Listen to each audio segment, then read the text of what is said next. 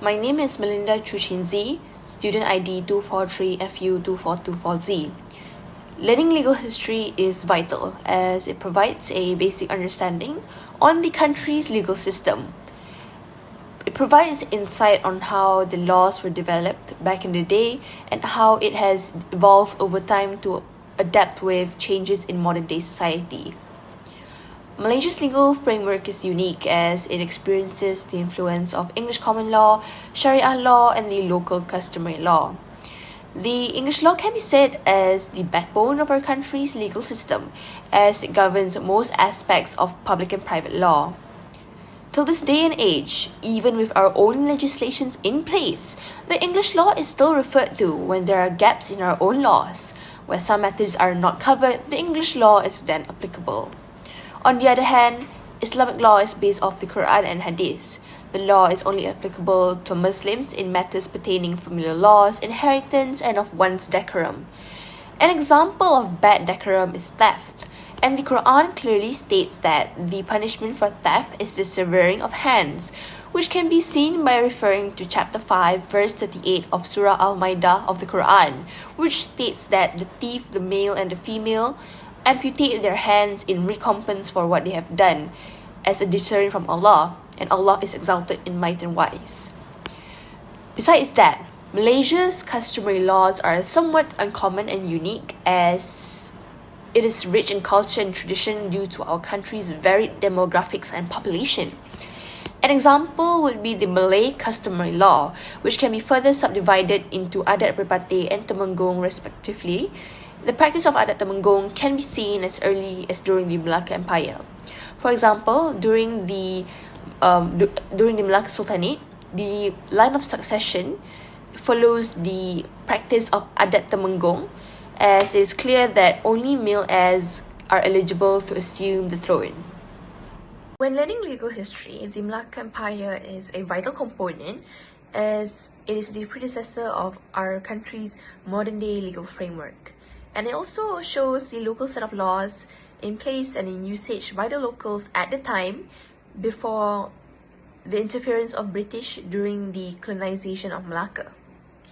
The founder of Malacca Empire was Parameswara. During the early days of his administration, the administration had a heavy influence of Hindu philosophy, as Parameswara was a prince from Sailendra and he was a Hindu. An example of the influence of Hinduism would be the title Raja. Parameswara was the apex leader of the empire and he was known as Raja. The title is of Hindu influence as he was regarded and believed as the reincarnation of the Hindu god Vishnu. Therefore, he would have possessed absolute power. The influence of Hinduism then slowly eroded as Parameswara converted to Islam and took the name of Megat Iskandar Shah. Even nevertheless, codified laws that were later on introduced by subsequent rulers still had some influence of Hinduism, although decreasing. Sultan Muzaffar Shah was the founder of the codified digest Hukum Kanun Melaka. The digest discussed the role of the Sultan and his dignitaries, crime, familial, as well as economic matters.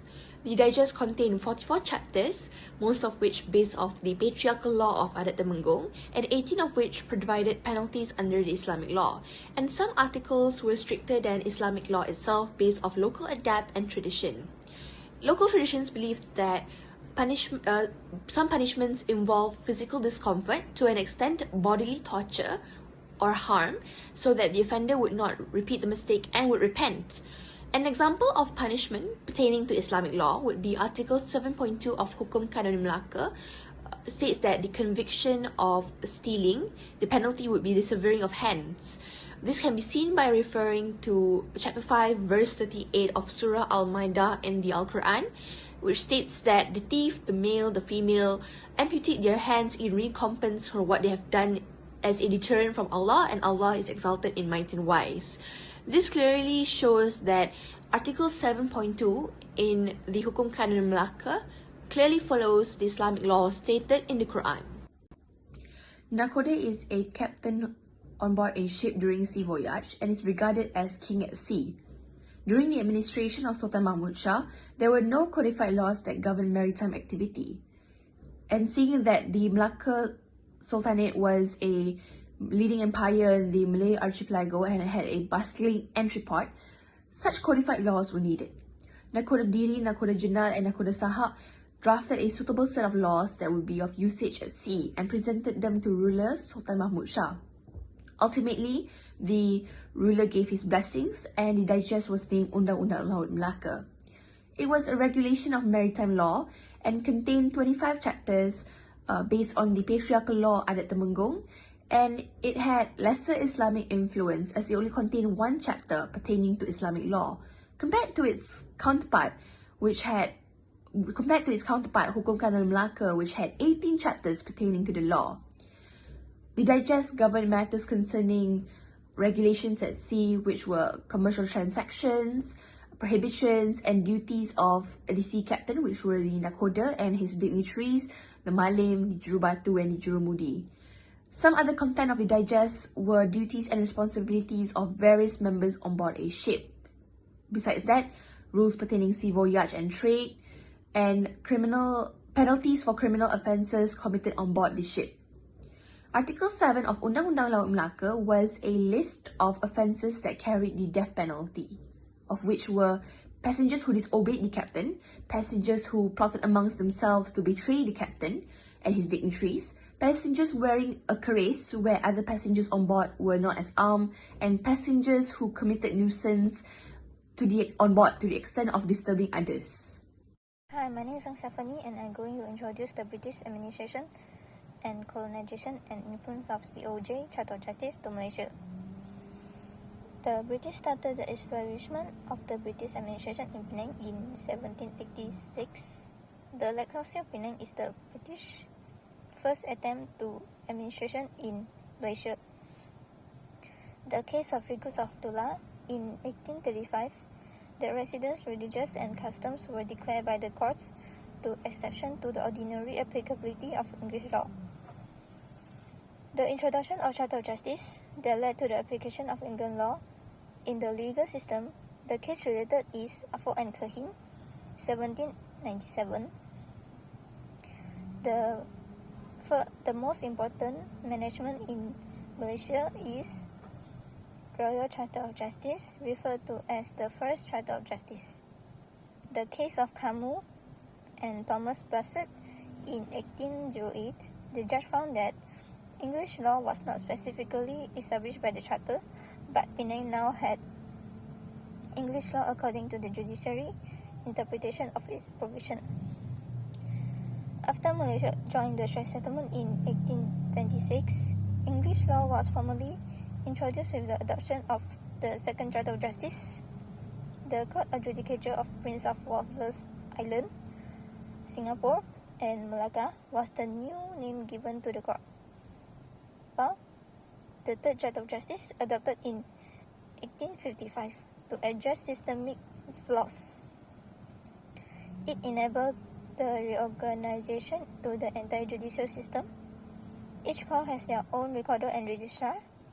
The Civil Ordinance of 1878 gave the court the power to apply common law and equity concurrently, with the latter gaining precedence in cases conflict. Now, Malaysia is still governed by the English law. It been proved by the Section 3(1) of Civil Law Act 1956. It only used as reference for stare decisis cases when there are gaps, lacuna, in our local law, but subject to local circumstances rendered necessary in regards of commercial matters. Thank you. Hi, madam. I'm Marisha Malva, and I'll be speaking about politics and economics and the importance of learning legal history. First and foremost, the importance of learning legal history in recent times enabled the younger generation to be impacted. Legal history demonstrates on how legal precedents, stare decisis can be powerful in shaping political institutions. In other words, by evaluating past legal decisions, scholars and policy operatives may be able to understand how past judgments shape the current configuration of legal and political institutions. The law is used as one of the major tools of political power and social change in our nation. For instance, Hukum Kanun Melaka. It gave us a better understanding on how politics works and what it would take to shape a better government. Besides politics, there's another aspect to look at: economics. Legal history offers a necessary perspective with respect to the origin of development of different economic systems. In a broad perspective, law has acted as a foundation to facilitate trade, property right, and structuring of contracts core in economic activities. For example, Undang-Undang Laut Melaka. This can be a perfect example of how our country economics evolved to where it is today. Without the mistakes made by our ancestors, we, the younger generation, wouldn't have learned a lesson from their mistake, which would have caused the greatest downfall of our country. The end. Thank you. Today I'm going to present about the Malacca Empire and how it helped to develop the law in Malaysia today. The factor that can learn about the Malacca Empire is the simple tax that is implemented during the Malacca Sultanate. Law taxes were charged to attract ships entering or leaving Malacca. A law import tax of 6% were charged on ships coming from the Middle East and India, with an additional 2% tax on certain merchandise coming in or leaving Malacca. Ships coming from within Southeast Asia and the Far East were given the beli-belian system, whereby ships sold 25% of their goods to the state at 20% below the market price, which was the equivalent of a 5% tax on imports and exports. Together, this means that no more than 8% custom duties were charged on any ships leaving or entering Malacca, and was a huge incentive for ships to visit Malacca, and was a testament to the trade attractiveness conditions created by the ruler of Malacca. The traders from the territories of East Malacca, including China and Ryukyu, were charged about 5% duty based on the value of their cargo. Foreign merchants from this region, such as the West, who wished to settle permanently in Malacca, had to pay 3% duty together with another 6% of royal tax, while the Malay from outlying areas, such as the archipelago, had to pay only 3% of royal tax. For traders who wanted to import certain items, such as heavy equipment, foodstuff, plants, vehicles, agricultural products, and other, is a must to have a license. Today, we can see this being reflected from the Harmonized Tariff System (HTS), which is strictly abided by Malaysia regarding imported and exported goods and not belonging to the Association of Southeast Asian Nations (ASEAN). Besides that, Malaysia also abides by and follow the Asian Harmonized Tariff Nomenclature (AHTN), which is applicable to members of ASEAN. The tax being collected in Malaysia ranges from 0 to 50%, whereby the imported goods to Malaysia are charged 6.1%. Goods that are available locally that are imported and non-halal items such as alcohol and pork are charged with higher taxation. Pursuant to the Custom Act of 1976, the exported goods which were originally and authentically imported are subject to the standard of 90% refund. In order to have a better future in terms of import and export, there are free trade agreements signed by Malaysia with a number of countries such as China. Next, moving on to the effective administration of the Malacca Empire. The next factor is the effective administration of the Malacca Empire. At the time, 4 Shahbandar, or otherwise known as Harbour Master, were appointed. Each Shahbandar represented a group of nations which were Gujarat, Southeast India and Bengal, Pegu and Pasai, Java and its territories, Champa, China and Ryukyu Islands. The Shahbandar were given the duties to oversee the affair of their respective particular group, to manage the marketplace and the warehouse, to maintain a check on weight, measure a coinage, and to adjudicate in dispute between ship's captain and the traders. However, the Malacca ruler was the final arbiter in all quarrel between the different trading communities. The Shah Bandar can be equated to the Ministry of Transport in today's legal system. The formulation and implementation of policies, strategies, and programs for public transportation, which covers land, aviation, and maritime sectors, all falls under the Ministry of Transport's care. This measure will ensure better services are provided and at the same time forms an effective, safe and effective transportation system towards strengthening multimodal transportation as well as enhancing the country's competitiveness in the international market. For instance, the Ministry of Transport has played a major role in administration of several key acts such as the Civil Aviation Act 1969 under Air Transportation, Road Transport Act 1987 under Road Transport, Railway Act 1991 under Rail Transport, and Port Authorities Act 1963 under Maritime Transport. Besides that, Malaysia has invested in improving the port facilities in our country. Examples include the investment in the Malaysia-China Kuantan Track (MCKIP), which includes a trouble port, a steel and aluminium plant, a vegetable oil refinery, with a total investment of $1 billion. Chinese investors already have a 40% stake in the Kuantan port on the eastern side of Malaysia's peninsula, facing the South China Sea.